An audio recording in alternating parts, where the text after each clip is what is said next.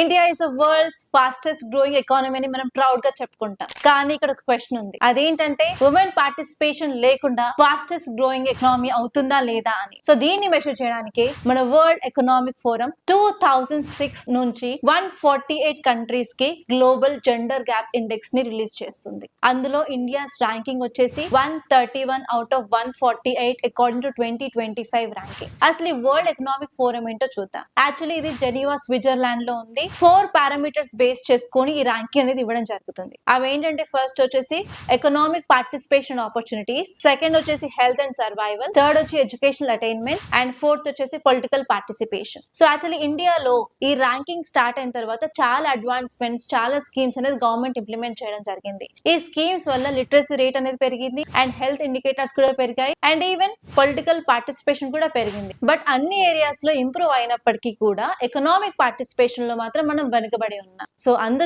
మన 2024 ర్యాంకింగ్ తో కంపేర్ చేసుకున్నట్లయితే 2025 ర్యాంకింగ్ అనేది 2 ర్యాంక్స్ డిక్లైన్ అయింది. దీని మేజర్ రీజన్ ఏంటంటే female labour force participation just 28% ఉండడం మాత్రమే. ఉమెన్ పార్టిసిపేషన్ ఇంక్రీజ్ చేసుకున్నట్లయితే ఇండియా జీడిపికి అరౌండ్ 25% మనం పెంచుకోవచ్చు అని వరల్డ్ బ్యాంక్ క్లియర్ గా చెప్పింది. సో సింపుల్ గా చెప్పాలంటే ఎంపవర్ ఉమెన్, ఎంపవర్ ఇండియా.